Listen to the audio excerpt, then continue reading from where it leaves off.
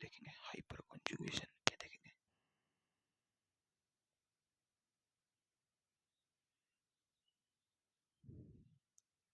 Hyper conjugation यह प्रभाव होता है कि सिग्मा बंध के इलेक्ट्रॉन होते हैं ना, sigma bond electron, sigma bond के जो इलेक्ट्रॉन होते हैं उनका विस्थानीकरण होता है,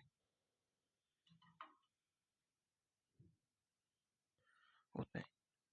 क्या होता है? सिग्मा बॉन्ड के इलेक्ट्रॉन होगा। देखो सिग्मा बॉन्ड के इलेक्ट्रॉन कहाँ पाए जाते हैं? ज्यादातर अपन जो संरचनाएं पढ़ते हैं ऑर्गेनिक में उनमें सिग्मा बॉन्ड होता है, कार्बन और हाइड्रोजन के मध्य का बॉन्ड, है ना। कार्बन और हाइड्रोजन के मध्य का बॉन्ड अब ये विस्थानीकृत होता है, मतलब ये सिग्मा बॉन्ड ही हटके चला जाएगा, कहीं ना कहीं हटके चला जाएगा। अब ये जब हटके जाएगा तो यहाँ इसके पास और कोई बॉन्ड बचा नहीं, तो इसे बॉन्ड विहीन अनुनाद भी कहते हैं। क्या कहते हैं इसे? बॉन्ड विहीन, बंध विहीन अनुनाद। जब सिग्मा बॉन्ड के इलेक्ट्रॉन ही जा रहे हैं, एक इलेक्ट्रॉन थोड़ी दोनों जा रहे हैं, दोनों जाके इधर जुड़ गए और यहाँ बिगर अनुनाद के हो गया, ये प्लस ये माइनस, बिगर वो बॉन्ड की संरचना बन गई, बस कुछ भी नहीं बचा, कुछ भी नहीं बचा थोड़ी देर के लिए, तो इसे कहते हैं बॉन्ड विहीन अनुनाद, बंध विहीन अनुनाद। देखो प्रेरणा प्रभाव में क्या हो रहा था कि सिग्मा बॉन्ड के जो इलेक्ट्रॉन थे यानी CH बॉन्ड के जो इलेक्ट्रॉन थे आंशिक विस्थापित हो रहे थे, आंशिक यानी पूर्णतः नहीं जा रहे थे, हल्के हल्के विस्थापित हो रहे थे इधर या इधर, जिसकी ज्यादा उधर की तरफ विस्थापित इलेक्ट्रॉन, वो तो प्रेरणा प्रभाव था। अपन रेजोनेंस में क्या हो रहा था? रेजोनेंस में पाई बंध के इलेक्ट्रॉन, पाई बंध के इलेक्ट्रॉन विस्थानीकृत हो रहे थे, तो एक बॉन्ड बच रहा था, एक बॉन्ड बच रहा था, पाई इलेक्ट्रॉन पूर्णतः विस्थानीकृत हो रहे थे। लेकिन हाइपर कॉन्जुगेशन अतिसंयुग्मन, अतिसंयुग्मन में सिग्मा बॉन्ड के इलेक्ट्रॉन विस्थापित हो रहे हैं। क्या हो रहे हैं? सिग्मा बॉन्ड के इलेक्ट्रॉन एक दूसरे से दूसरे तरफ जा रहे हैं। पेन खत्म हो गया।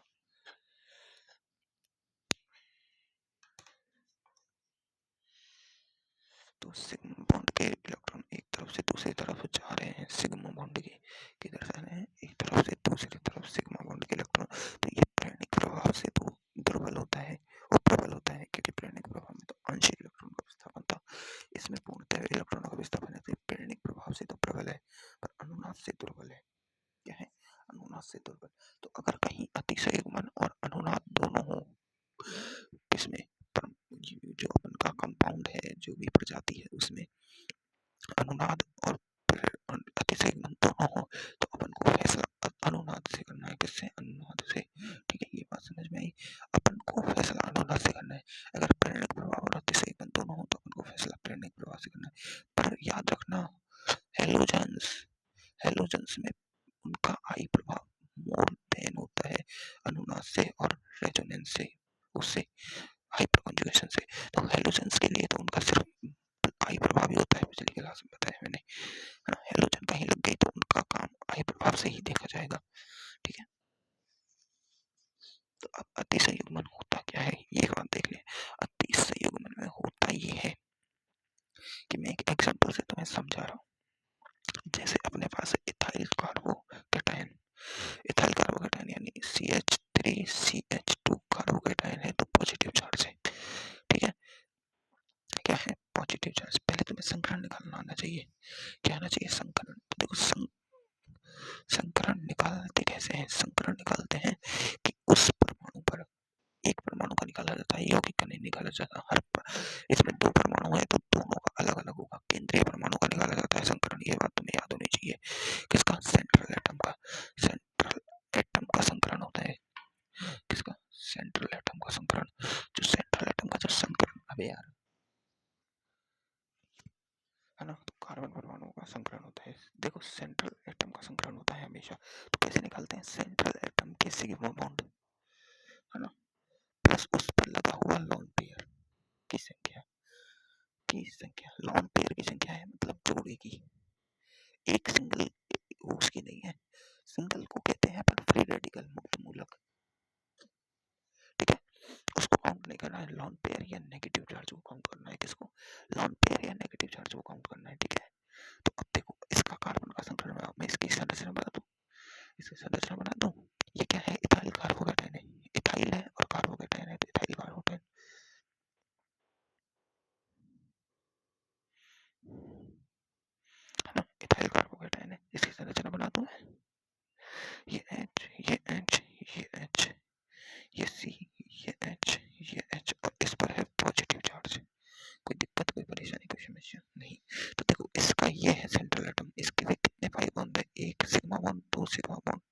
सिग्मा बॉन्ड, 4 सिग्मा बॉन्ड, कितने हैं? 4।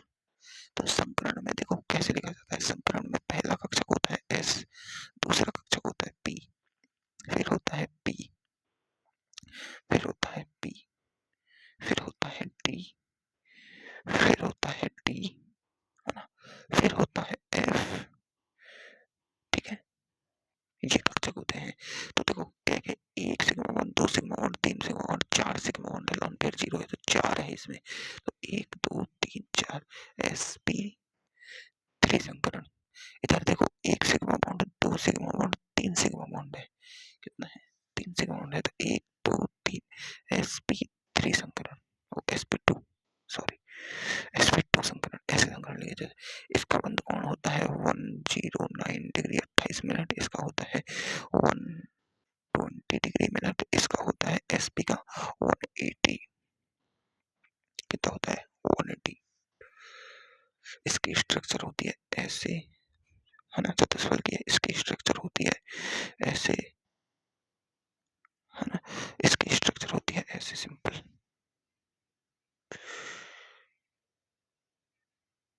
इसे त्रिकोणीय ज्यामिति भी कह सकते हैं, ऐसे ट्रायंगुलर होती है ये, फर्स्ट चतुष्फल की ज्यामिति भी कह सकते हैं ऐसे।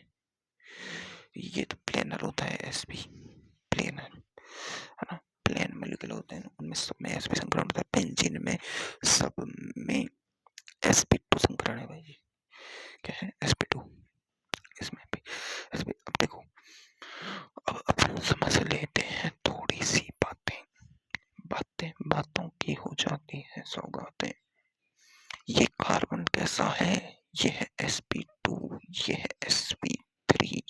तो कॉन्सेप्ट कहता है, हाइपर कॉन्जुगेशन कहता है कि sp2 कार्बन के समीप स्थित sp3 कार्बन पर, sp2 कार्बन के समीप, अब चाहे वो दाएं हो चाहे बाएं हो, इधर हो चाहे इधर हो, कोई फर्क नहीं पड़ता, sp2 कार्बन के समीप स्थित, चाहे 1 हो चाहे 2 हो, स्थित sp3 कार्बन पर अगर कम से कम एक अल्फा एच है, एक अल्फा एच है, एक अल्फा एच है, तो अतिसंयुग्मन होगा। और अतिसंयुग्मन प्रभावी होता है समानुपाती अल्फा एच की संख्या के, यानी हाइपर कॉन्जुगेशन ज्यादा होगा जहां अल्फा एच की संख्या ज्यादा होगी। ठीक है, ये समझ में आई। अब हाइपर कॉन्जुगेशन होता कैसे है ये समझो, थोड़ी थोड़ी बातें। देखो अपने कंडीशन तो समझ ली, कंडीशन क्या है हाइपर कॉन्जुगेशन की, कि sp2 कार्बन के समीप स्थित sp3 कार्बन पर एक या कम से कम एक, पर कम से कम एक अल्फा एच तो होना चाहिए, तभी अतिसंयुग्मन होगा, इससे कम भी तो नहीं होगा, अल्फा एच होना चाहिए। अब देखो ये अपना sp2 कार्बन है, इसके समीप वाला कार्बन होता है अल्फा कार्बन, और अल्फा कार्बन से जुड़े हुए सभी होते हैं अल्फा एच। तो इस पर 3 अल्फा एच है, कितने हैं भाई? 3 अल्फा एच। तो अब हाइपर कॉन्जुगेशन होगा कैसे? तुम्हें हाइपर कॉन्जुगेशन का मीनिंग बता देता हूँ। हाइपर कॉन्जुगेशन होता है, सिग्मा बॉन्ड होते हैं ना, सिग्मा बॉन्ड जो कार्बन और हाइड्रोजन के मध्य का बंध होता है, नॉर्मली होता तो कोई सा भी सिग्मा बॉन्ड लो, सिग्मा बॉन्ड के इलेक्ट्रॉनों का समीपवर्ती पी कक्षक में विस्थानीकरण, यानी सिग्मा बॉन्ड के इलेक्ट्रॉन है, इसका समीपवर्ती, यानी समीपवर्ती कार्बन है ना, समीपवर्ती कार्बन, उसके पी कक्षक कार्बन हो चाहे नाइट्रोजन हो, कोई भी हो, उसके पी कक्षक में विस्थानीकरण होता है, उसके किस में? पी कक्षक में। पी कक्षक मतलब एस कक्षक में तो होता नहीं है, ना ही डी कक्षक में होता है, पी कक्षक में होता है। डी कक्षक में कौन सा अतिव्यापन होता है? डी कक्षक में तो वीकेंड डी ऑर्बिटल वाला होता है, वीकेंड डी ऑर्बिटल वाले होते हैं वो तो, जो अपन अनुनाद में पढ़ चुके हैं, लास्ट कंडीशन थी अपनी, है ना। ठीक है, तो यहाँ पी कक्षक में अनुनाद होता है, तो देखो समझाओ, दिमाग लगाओ, यहाँ कार्बन है, ये कार्बन, देखो मैं कक्षक बना रहा हूँ इसके, अब देखो इनका मैं कक्षक नहीं बना रहा हूँ क्योंकि इनसे कोई मतलब ही नहीं है ना। ठीक है, इससे मतलब रख लो एच है, ये इसके 2 बंध है, ये एच है, हाइड्रोजन के आकार गोलाकार होती है, पी कक्षक कार्बन का पी कक्षक लंबा आकार होता है, और ये कार्बन है ना, और इससे ये कार्बन है ना, और इसका ये पी कक्षक, और इससे दो हाइड्रोजन तो पहले लगे हुए थे, और इस पर क्या है, पॉजिटिव चार्ज है।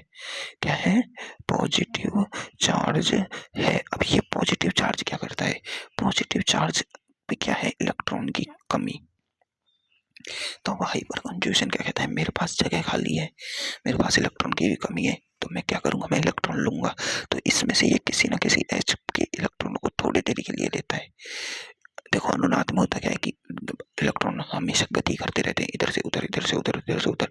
अतिसंयुग्मन में इलेक्ट्रॉन इधर से उधर, इलेक्ट्रॉन हमेशा के लिए नहीं जाते हैं, थोड़े समय के लिए जाते हैं, समझ आई बात। तो ये इलेक्ट्रॉन जाएंगे इधर, इलेक्ट्रॉन का क्या होगा, विस्थानीकरण, विस्थापन।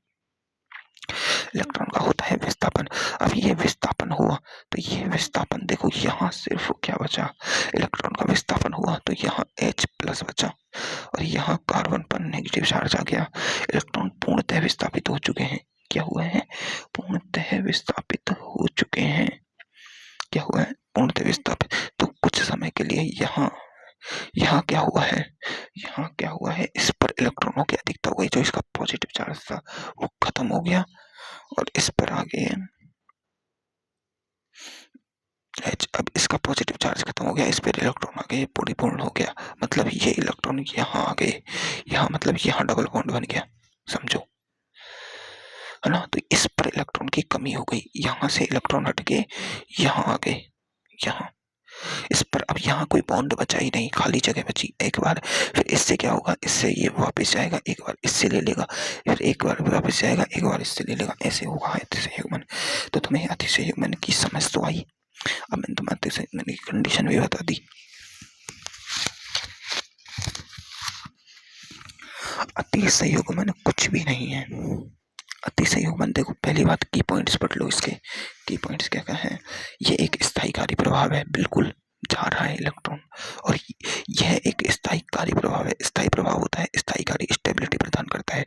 इसे चायन यानी नाथन बेकर, नाथन चायन नहीं, नाथन है यार, ये नाथन, इसे नाथन बेकर प्रभाव या बंध विहीन अनुनाद भी कहते हैं। यह प्रभाव प्रेरणिक प्रभाव से प्रबल परंतु अनुनाद प्रभाव से दुर्बल होता है। प्रभावी अनुनाद प्रभाव, अतिसंयुग्मन प्रभाव, प्रेरणिक प्रभाव। अगर किसी यौगिक में अनुनाद व अतिसंयुग्मन दोनों है तो फैसला अनुनाद से होगा। ठीक है, अब अपन अनुनाद की कंडीशन भी मैंने तुम्हें समझा दी है। अनुनाद की कंडीशन क्या क्या है, देखो अनुनाद की पहली कंडीशन है अतिसंयुग्मन कार्ब धनायन, कार्बन मुक्त मूलक और असंतृप्त कार्बन में देखा जाता है। क्योंकि कार्ब धनायन है, वहां भी sp2 कार्बन होता है, अभी देख लिया अपने। कार्बन मुक्त मूलक है, वहां भी sp2 होता है।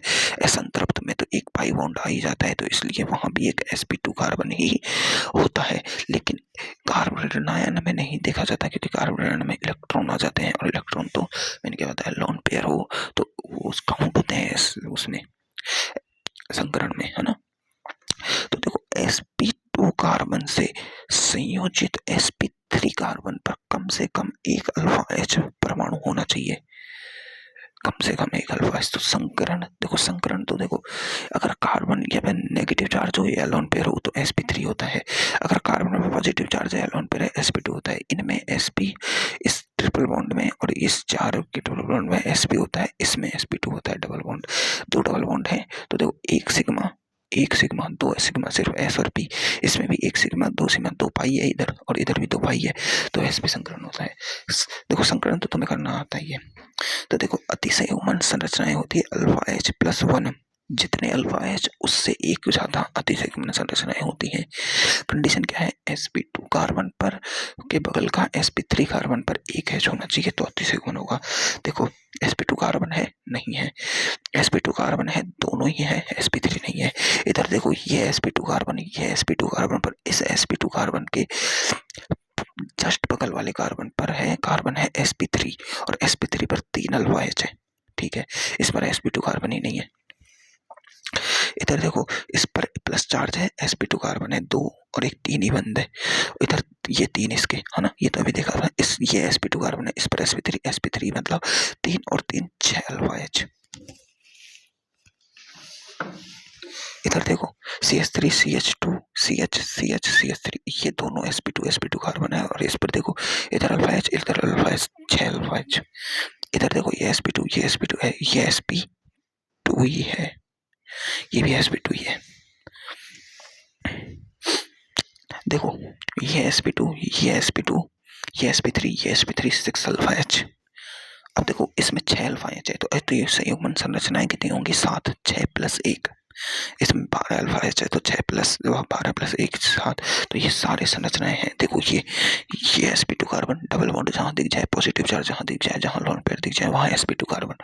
ये दोनों sp2 कार्बन है, दोनों डबल बॉन्ड से जुड़ा है। तो इससे जुड़ा sp3 कार्बन, इससे जुड़ा sp3 कार्बन, इससे जुड़ा sp3 carbon.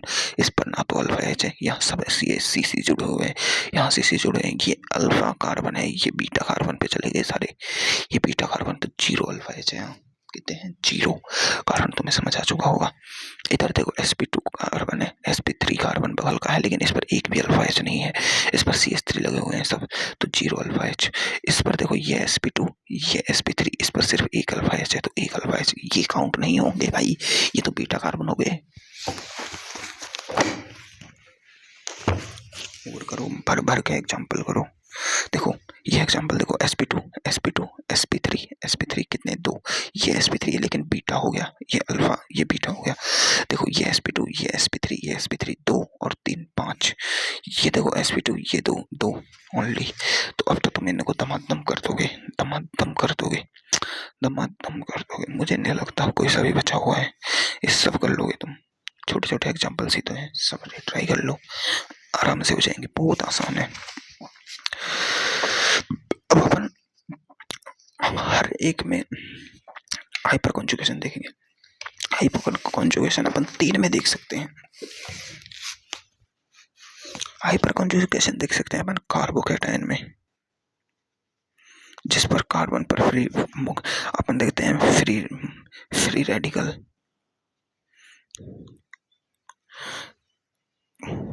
Carbon free radical में अपन देख सकते हैं एल्कीन में, एल्कीन में कार्बन देख सकते हैं। बस इन 3 में ही अपन को अतिशयगमन दिखाई देगा। तो ये 3 चीजें ही ऐसी हैं जिनमें अतिशयगमन दिखेगा अपन को। तो इन तीनों में पहला लेते हैं अपन कार्बोकैटायन में। किसमें? पहला एग्जांपल है अपना हाइपर कॉन्जुगेशन इन कार्बोकैटायन।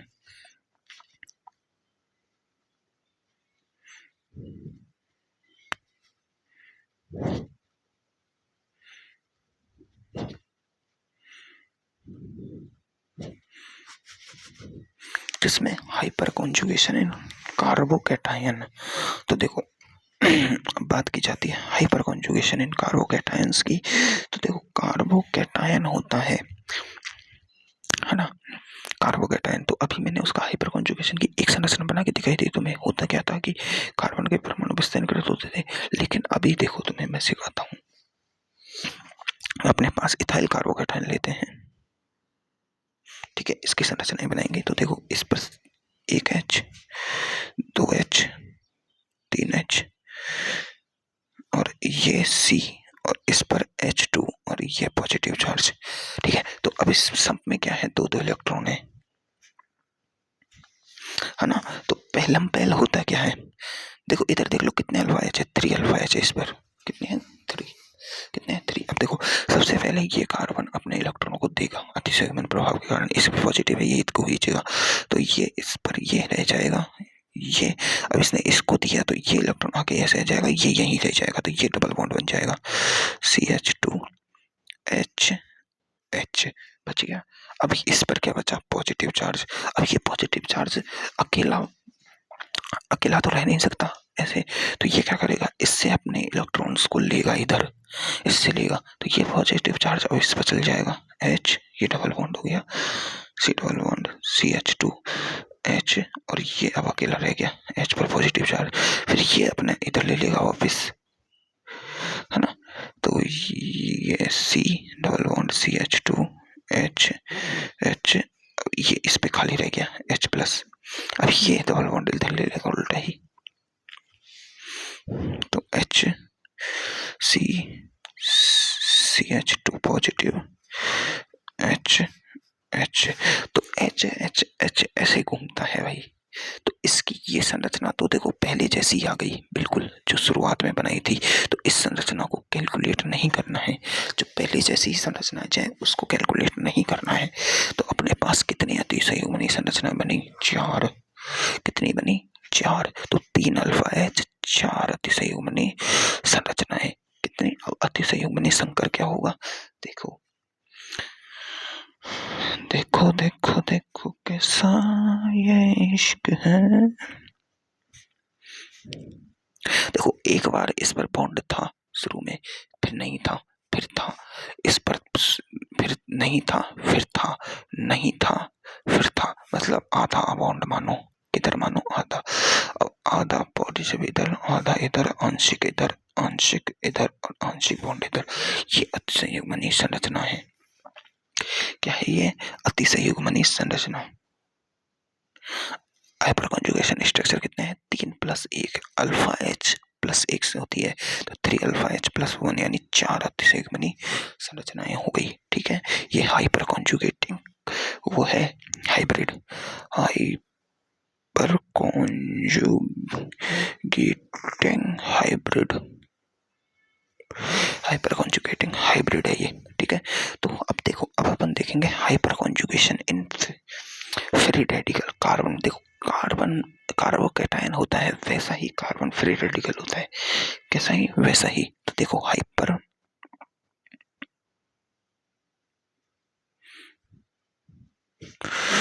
इन कार्बन फ्री रेडिकल, देखो कार्बन फ्री रेडिकल में हाइपर कॉन्जुगेशन देखा जाए तो इथाइल कार्बन फ्री रेडिकल ले रहा हूं मैं। इथाइल कौन ले रहा हूं? इथाइल कार्बन फ्री रेडिकल ले लिया। कोई दिक्कत है? छोटे छोटे एग्जांपल से करते हैं, फिर समझ जाएंगे अपन। देखो इनकी संरचनाएं बनाना अपन से नहीं पूछा जाएगा कभी भी। अपन से क्या पूछा जाएगा? अपन से पूछा जाएगा कि इसमें कितने अल्फा एच है, इसकी कितनी हाइपर कॉन्जुगेशन बनेगी, और अपन से ज्यादातर तो ऑर्डर वाले क्वेश्चन आएंगे पूरी नीट में। देखो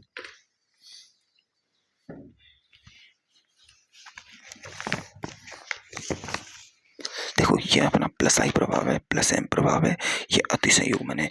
इससे देखो ज्यादातर क्वेश्चंस अपन को सिर्फ और सिर्फ, इसमें तो 4 ही क्वेश्चंस हैं, लेकिन एक्सरसाइज सेकंड में देखो जितने क्वेश्चंस हैं उनमें सब में ऑर्डर पूछा गया है। इनका ऑर्डर, इनका ऑर्डर, इसका ऑर्डर, इसका ऑर्डर, इसका ऑर्डर, इसका ऑर्डर, सबका ऑर्डर पूछा गया है। किसी में ये नहीं पूछा इसका ऑर्डर, इसका ऑर्डर, इसका ऑर्डर, सबका ऑर्डर है भाई। देखो इसमें जरूर देखो नाभिक स्नेही अभिक्रिया के लिए निम्न में से कौन सा इलेक्ट्रॉन विस्थापन सबसे ज्यादा सही है? नाभिक स्नेही होता है न्यूक्लियोफाइल रिएक्शन। तो देखो ये सार होती थी, ये एनएसआर है, नाभिक स्नेही एनएसआर रिएक्शन देती है। कौन सी? एनएसआर। अब ये है हाइपर कॉन्जुगेशन है। क्या है ये? हाइपर कॉन्जुगेशन है। क्या है ये? हाइपर कॉन्जुगेशन है, इलेक्ट्रॉनों का विस्थापन हो रहा है। ये अपन करेंगे अपन बाद में, है ना। देखो सब में ऑर्डर पूछे गए हैं, सब में ऑर्डर पूछे गए हैं। ज्यादातर क्वेश्चंस ऑर्डर के आते हैं।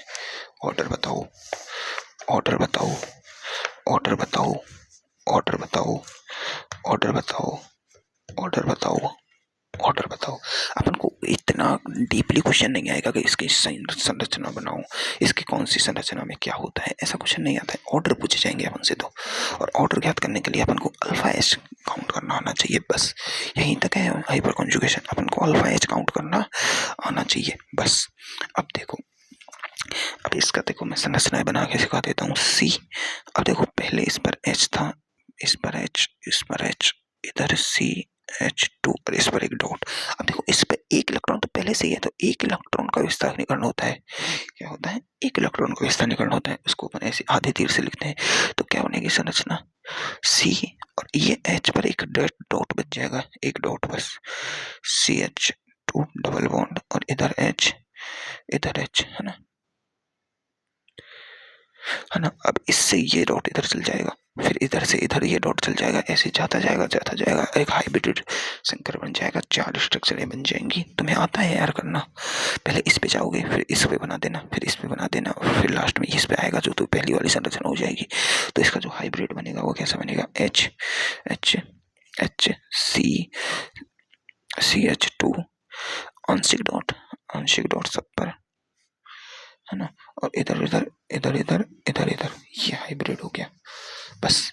हाइपर कॉन्जुगेशन कार्बोकैटायन, ये क्या है? हाइपर कॉन्जुगेशन हाइब्रिड है। यह हाइपर कॉन्जुगेशन हाइब्रिड क्या है? हाइपर कॉन्जुगेशन हाइब्रिड है ये।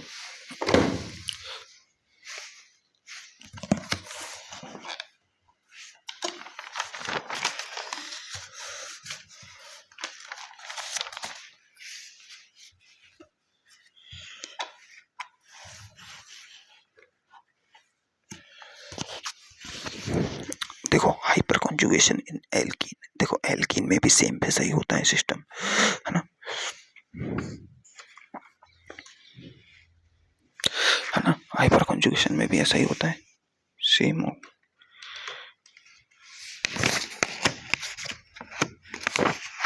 इसमें एल्कीन में, अब देखो एल्कीन में देखेंगे अपन, तो एल्कीन का एक एग्जांपल लो, CH3CH2।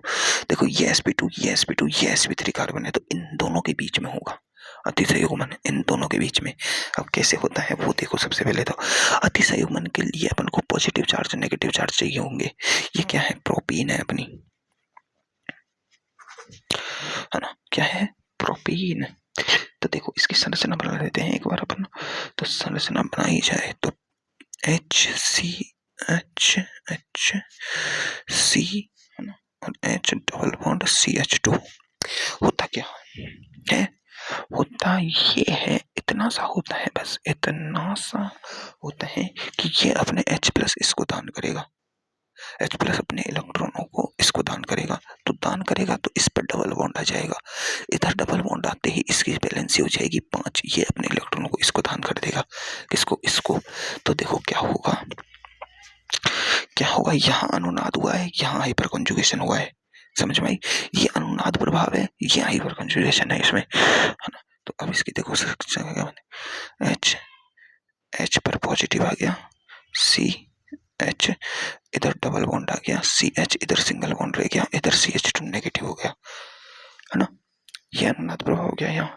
अब इधर से ये वापस क्या होगा? ये H+ अपने इलेक्ट्रॉन को इधर दे देगा तो ये H, ये C, ये H, ये H, CH2 नेगेटिव, इस पर पॉजिटिव आ गया, आंसर नहीं पूरा पॉजिटिव आया है पूरा। फिर ये अपने इलेक्ट्रॉनों को इसको दे देगा,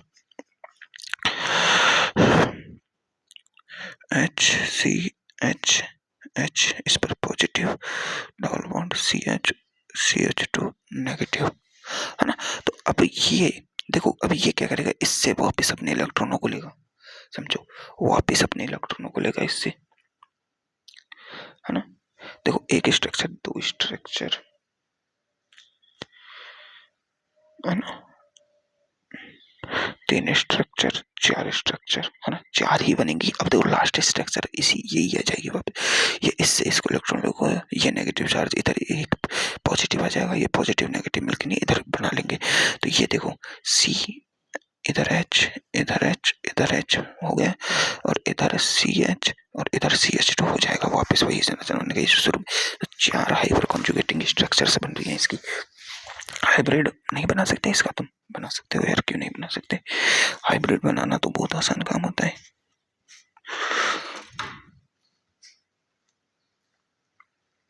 इस पर आंशिक नेगेटिव आया था, डबल बॉन्ड इधर भी गया, इधर भी गया, इधर था एक बॉन्ड, इधर था, आंशिक पॉजिटिव आंशिक पॉजिटिव आंशिक पॉजिटिव। ठीक है, ये हाइपर कॉन्जुगेशन स्ट्रक्चर हो गई, है ना। अब अपन एक अच्छा एग्जांपल लेते हैं, टोलुइन में देख लेते हैं। टोलुइन की स्ट्रक्चर तो आती है ना अपन को भाई? टोलुइन की स्ट्रक्चर नहीं आती क्या? टोलुइन ये वाली स्ट्रक्चर होती है, CH टोलुइन की ये वाली स्ट्रक्चर होती है भाई। क्या होती है? ये वाली स्ट्रक्चर होती है टोलुइन की। इसमें क्या होता है भाई? इसमें देखो कितने अल्फा एच है, sp2 कार्बन है, ये भी sp2, इसके तो सारे sp2 है, सब पे डबल बॉन्ड है, सारे sp2 है ये तो, है ना। इन sp2 कार्बन से लगा हुआ ये कार्बन है sp3, और इस पर 3 अल्फा एच है, तो इसकी 4 संयुग्म हाइपर कॉन्जुगेशन स्ट्रक्चर बनेगी। कितनी बनेगी? 4। कितने अल्फा एच है? 3 अल्फा एच है, और इसकी संरचना क्या है? टोलुइन। अब देखो तुम्हें में यार ऐसे छोटे छोटे नाम तो अब तो रटन आ गए होंगे। टोलुइन, प्यूरान, न्यूरान, म्यूरान, डोरान, बोरान, जो भी नाम है सारे याद हो गए होंगे, क्योंकि यार इतने बार काम में ले ली है। अब तो अभी तो अपन ने रिएक्शन मैकेनिज्म तो की ही नहीं है, फिर भी इतने काम में ले लिए, समझो, है ना। तो अब इसके हाइपर कॉन्जुगेशन स्ट्रक्चर बनाते हैं अपन, और फिर अपन देखेंगे इलेक्ट्रॉन विस्थापन प्रभाव के अनुप्रयोग।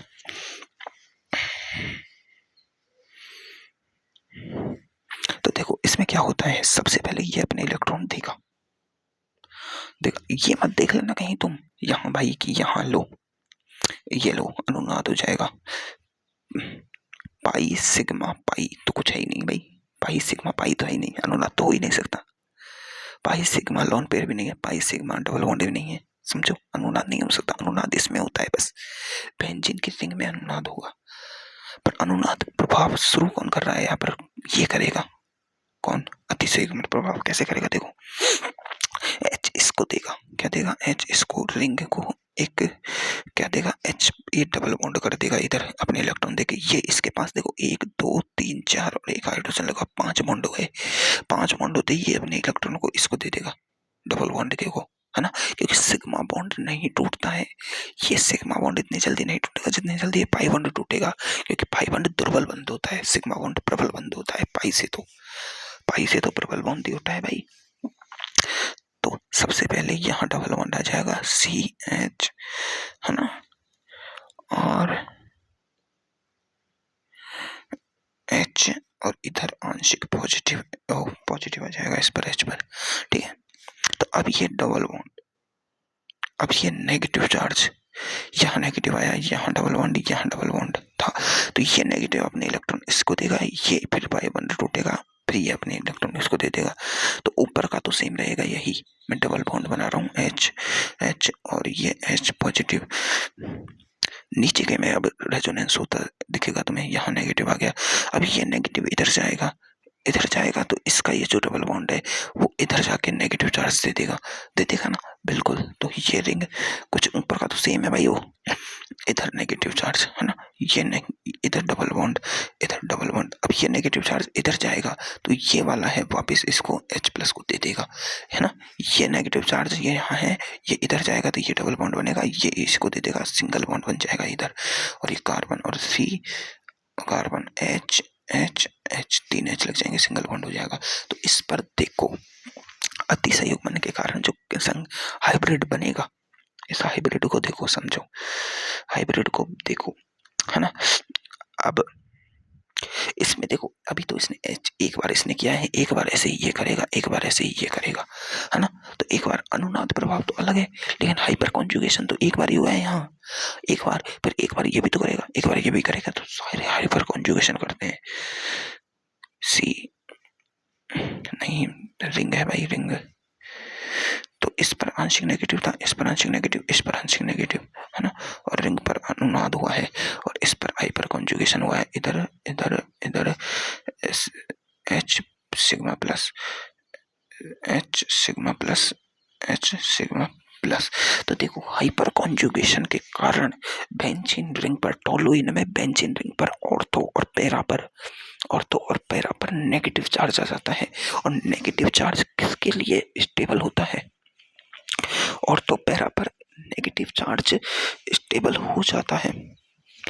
नेगेटिव चार्ज किस पर आता है भाई, ऑर्थो और पैरा पर नेगेटिव चार्ज आ जाता है, तो ये जो नेगेटिव चार्ज है वो इलेक्ट्रोफाइल को ज्यादा अट्रैक्ट करेगा, इलेक्ट्रोफाइल पॉजिटिव होता है ना, ESR के लिए रिंग को क्या कर देगा, ये रिंग को खोल देगा, ESR के लिए रिंग को एडेक्टिव बना देगा, है ना, तो ESR में ऑर्था पैरा निर्देशी बढ़ा देता है अतिसंयुग्मन टोलुइन में, ऑर्था पैरा निर्देशी कर देता है, यानी रिंग को ओपन कर दिया, रिंग को एक्टिव कर दिया, रिंग को इसने एक्टिव कर दिया ESR के लिए। क्या इसने NSR के लिए रिंग को एक्टिव किया है, NSR न्यूक्लियोफाइल सब्स्टिट्यूशन रिएक्शन, यानी नाभिक स्नेही प्रतिस्थापन अभिक्रियाओं के लिए, NU के लिए नाभिक स्नेही प्रतिस्थापन अभिक्रियाओं के लिए रिंग को एक्टिव किया, नहीं इनएक्टिव किया है। नाभिक स्नेही तो मेटा निर्देशी हो गया, या फिर यहाँ जाओ इन पे, इस जगहों पे, नाभिक स्नेही तो मेटा निर्देशी हो गया, मतलब नाभिक स्नेही के लिए तो रिंग को इनएक्टिव कर दिया, और वो ESR के लिए तो रिंग को एक्टिव कर दिया और NSR के लिए रिंग को इनएक्टिव कर दिया टोलुइन पर। तो ये हो गया तुम्हारा हाइपर कॉन्जुगेशन प्रभाव। हाइपर कॉन्जुगेशन प्रभाव की क्षमता है जो अल्फा H के समानुपाती होती है। किसके समानुपाती होती है? अल्फा H के।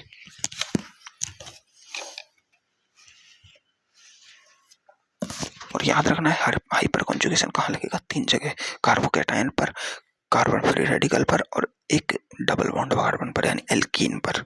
ठीक है, उसमें कंडीशन ये भी है कि अल्फा H होना चाहिए, यानी sp3 कार्बन पर जुड़ा अल्फा H होना चाहिए। कहीं sp3 कार्बन, पहली बात तो ये देखो उसमें sp3 कार्बन है कि नहीं बगल में, उसके समय वाला कार्बन sp3 होना चाहिए। अगर वो sp3 है तो उस पर अल्फा H भी होना चाहिए। अगर अल्फा H ही नहीं है तो फिर अतिसंयोजन नहीं होगा। अब देखो अपना लास्ट प्रभाव बच रहा है अस्थायी प्रभावों में इलेक्ट्रोमैग्नेटिक प्रभाव। लास्ट प्रभाव है जिसे ई प्रभाव भी कहते हैं और ये कोई प्रभाव नहीं है, ये कोई प्रभाव नहीं है। समझो ये क्या है भाई।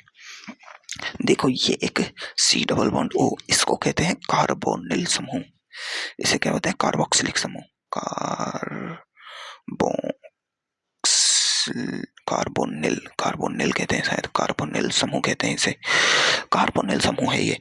अब इसमें EN किसकी ज्यादा है? इसकी। तो क्या होता है कि जब भी कोई देखो न्यूक्लियोफाइल आएगा, है ना, या फिर इलेक्ट्रोफाइल आएगा। न्यूक्लियोफाइल मान लो CN नेगेटिव, इलेक्ट्रोफाइल मान लो NO2 पॉजिटिव। तो क्या करेगा ये न्यूक्लियोफाइल या इलेक्ट्रो यानी आक्रमणकारी है ये दोनों। ये तो न्यूक्लियोफाइल है, न्यूक्लियस पॉजिटिव चार्ज की तरफ जाएगा, ये इलेक्ट्रोफाइल है, ये नेगेटिव चार्ज की तरफ जाएगा। तो ये दोनों क्या है? आक्रमणकारी समूह। जब भी कोई आक्रमणकारी समूह आता है, अभिकर्मक आता है, तो पाई बॉन्ड के इलेक्ट्रॉनों में ध्रुवता के कारण, पाई बॉन्ड के इलेक्ट्रॉनों में क्या होती है? ध्रुवता होती है। इसकी EN ज्यादा, इसकी EN कम। ध्रुवता के कारण इस पर आंशिक पॉजिटिव, इस पर आंशिक नेगेटिव आ जाता है और ये तो इधर जुड़ जाता है, ये इधर जुड़ जाता है। ये होता है इलेक्ट्रोमैग्नेटिक प्रभाव। क्या यह प्रभाव पहले था? पहले था नहीं था। यह प्रभाव कब था? जब आक्रमणकारी आया, यानी यह एक अस्थायी प्रभाव है। आक्रमणकारी आया तब था। ऐसे ही देखो एक double bond C double bond benzene, ये क्या है? एल्कीन। एल्कीन पर क्या होता है कि एक आक्रमणकारी लगाऊं मैं H+, ये क्या है? H+ क्या है? ये इलेक्ट्रोफाइल है, इलेक्ट्रोफाइल है। ये ESR रिएक्शन हो रही है ना, ESR इलेक्ट्रोफाइलिक सब्स्टिट्यूशन रिएक्शन। अब ये H+ आया तो इसमें क्या होगा? इस पर एक पर इधर H पॉजिटिव, एक पर इधर नेगेटिव, तो ये नेगेटिव वाले की तरफ जुड़ जाएगा। वो कैसे जुड़ेगा? वो तो अपन को इलेक्ट्रोफाइल रिएक्शन में पढ़ेंगे अपन कि भाई इधर 3 H+ है, इधर इसके इस पर जितने H+ ज्यादा होंगे उसके कम वाली संख्या पे जुड़ेगा, ज्यादा पे जुड़ेगा। वो तो अपन को बात की बातें हैं, पर जुड़ तो रहा है। मतलब इस बॉन्ड में ध्रुवता उत्पन्न हो रही है, बॉन्ड टूट रहा है। तो ये पाई इलेक्ट्रॉनों का पूर्णतः विस्थापन और होता है ये। मतलब इस पर पॉजिटिव आता है तो इस पर इलेक्ट्रॉन की कमी, ये इलेक्ट्रॉन इधर चल जाते हैं और ये पॉजिटिव इधर चल जाता है। समझ में? पाई इलेक्ट्रॉनों का पूर्ण विस्थापन। यह प्रभाव केवल आक्रमणकारी की उपस्थिति में प्रक्षेप होता है। जैसे ही आक्रमणकारी को हटाया जाता है यह प्रभाव शून्य हो जाता है। यह एक अस्थायी प्रभाव है। तो अब अपन ने पढ़ लिए हैं यहाँ तक। देखो इलेक्ट्रॉन विस्थापन प्रभाव पढ़ लिया अपन ने, इलेक्ट्रॉनिक प्रभाव कहते हैं। इसमें अपन ने स्थायी प्रभाव पढ़ा और एक पढ़ा स्थायी प्रभाव में पहला पढ़ा प्रेरणिक प्रभाव जो था सिग्मा बंध के इलेक्ट्रॉनों का आंशिक विस्थापन यानी डिस्प्लेसमेंट। दूसरा था अनुनाद प्रभाव, पाई इलेक्ट्रॉन का विस्थापन या डिलोकेलेशन। ये डिस्प्लेसमेंट है, विस्थापन था। ये डिलोकेलाइजेशन है यानी एक जगह से दूसरी जगह जाना। इसमें भी विस्थानीकरण ही है। डिलोकेलाइजेशन किसका? सिग्मा बॉन्ड का। तो स्ट्रेंथ होती है रेजोनेंस, फिर हाइपर कॉन्जुगेशन, फिर हाई इफेक्ट। पर अब ये सब बेकार हो जाता है किसमें? हेलोजेंस के लिए। हेलोजेंस के लिए भाई उल्टा हो जाता है मामला। और इलेक्ट्रोमैग्नेटिक प्रभाव अस्थायी प्रभाव होता है। ये पाई बॉन्ड का विदलन होता है, पाई बॉन्ड टूट जाता है। 2 कार्बन है, इसमें से ये बॉन्ड टूटेगा, एक पर पॉजिटिव आ जाएगा, है ना, और एक पर नेगेटिव आ जाएगा। दोनों इलेक्ट्रॉन एक तरफ चले गए। पर ये आक्रमणकारी की E+ की उपस्थिति में हुआ है, यानी ये सारे रिएक्शन की उपस्थिति में हुआ है ना। तो ये आक्रमणकारी की उपस्थिति में ही होता है, इसलिए यह एक अस्थायी प्रभाव है। अब देखो इलेक्ट्रॉन विस्थापन प्रभाव के ये है अनुप्रयोग।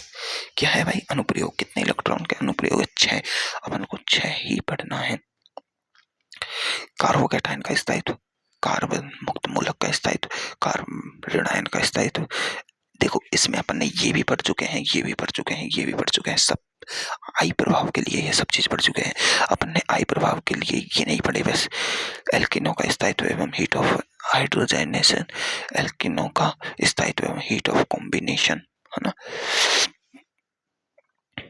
देखो बंद मानकों का स्थायित्व, बंद मानकों का स्थायित्व ना, और अपने वो इसमें बेसिक स्ट्रेंथ भी आएगी और एसिडिक स्ट्रेंथ भी बढ़ेगी, क्षारीय सामर्थ्य और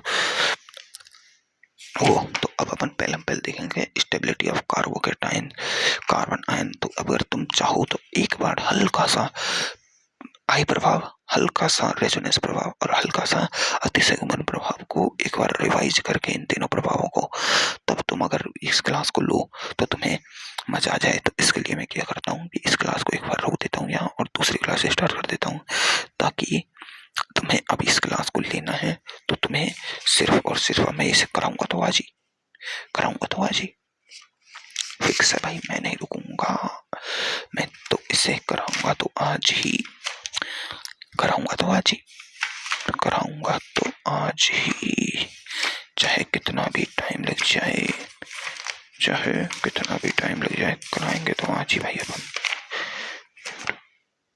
बहुत ज्यादा नहीं हो जाएगा क्या? अब यार ज्यादा हो चाहे वो ना हो, पर कराना तो भैया आज ही है अपन को। चलो देख लेते हैं आज कितना होता है ना।